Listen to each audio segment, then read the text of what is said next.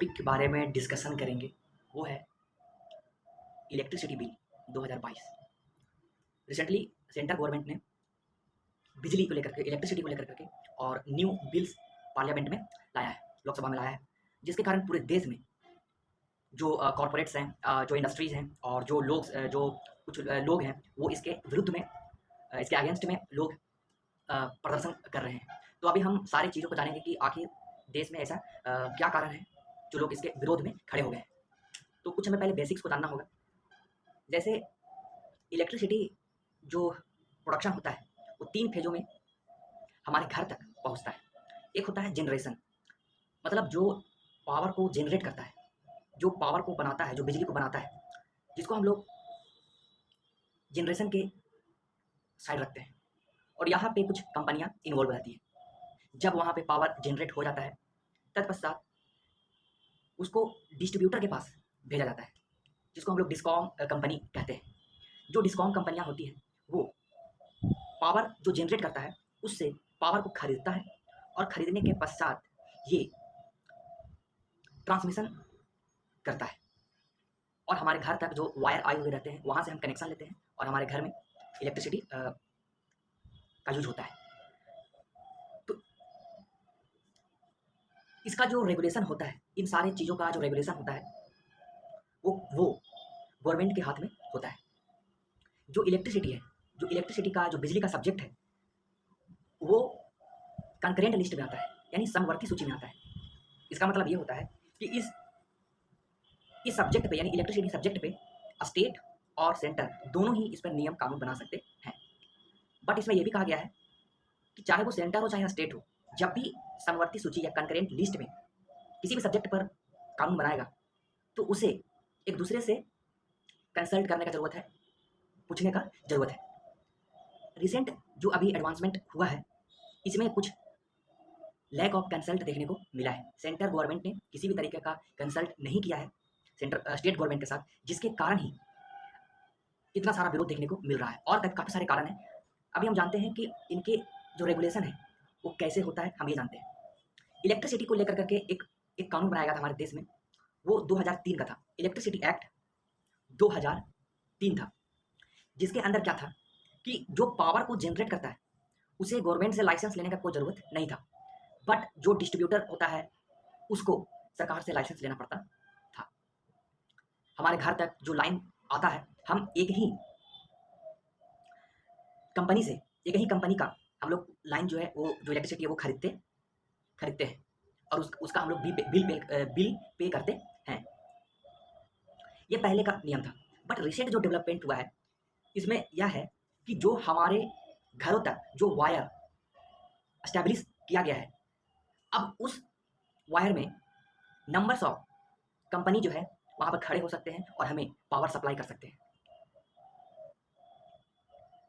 जो कंपनी उस वायर को बिछाया था उस कंपनी का अगर हमें रूल रेगुलेशन या कुछ भी हमको ठीक नहीं लग रहा है, यानी पावर कट ज़्यादा होता है या कुछ भी प्रॉब्लम हो रहा है, तो हम क्या कर सकते हैं कि उस कंपनी का जो कनेक्शन है हम कटवा करके और दूसरे कंपनी का कनेक्शन हम लोग ले सकते हैं।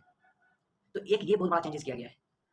जो रेगुलेटर होगा, सरकार का जो डिपार्टमेंट होगा, अब वो डिसाइड करेगा कि टैरिफ क्या होना चाहिए। जो इलेक्ट्रिसिटी घरों तक जा रहा है उसके ऊपर कितना टैक्स लेगा, सरकार लेगा टैक्स, लोग कितना पे करेंगे, वो सारा अब एक रेगुलेटर डिसाइड करेगा। इन सारी चीज़ों को देख करके जो पहले ये डिस्कॉम कंपनियां ही किया करती थी, जो पावर सप्लाई किया करता था वो करने का कार्य, जो भी पावर को ट्रांसमिट करना चाहता है या जनरेट करना चाहता है, पहले उसे गवर्नमेंट का लाइसेंस लेना हर हाल में जरूरत होता था। बट अभी का जो डेवलपमेंट हुआ है उसमें अगर 1990 के अंदर अगर उसे लाइसेंस प्रोवाइड नहीं किया जाता है तो ऑटोमेटिकली ये समझा जाएगा कि उसे लाइसेंस मिल गया है। जो भी इन सारे रेगुलेटर्स जो होंगे उन सबको सेंट्रल गवर्नमेंट जो है वो अपॉइंटमेंट करेगी, सारे को रिक्रूटमेंट करेगी।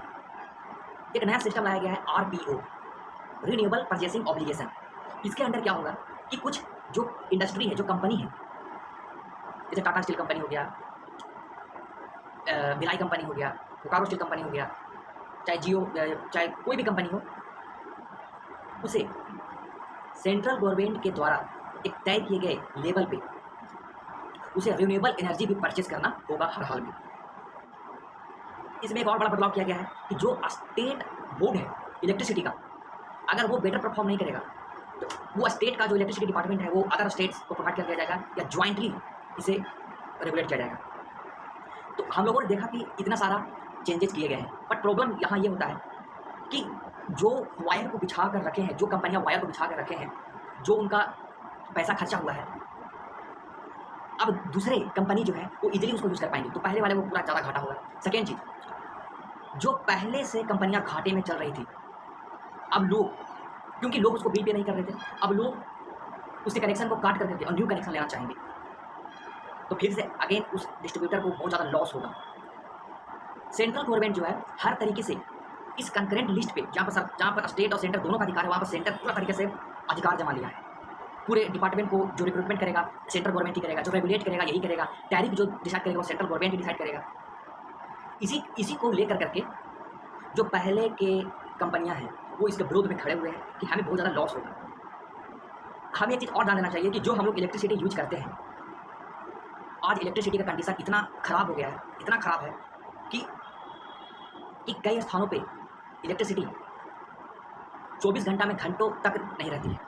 ये झारखंड की स्थिति बहुत ही दयनीय है। आज जो पावर जनरेट करती है कंपनियां और उससे जो खरीदती है कंपनी, जो डिस्ट्रीब्यूटर कंपनी होता है जो खरीदती है, लगभग 1 लाख करोड़ का बकाया है उनके पास, जिसके कारण से जो जनरेशन वाली कंपनियां होती है वो पावर को जनरेट करना नहीं चाहती है।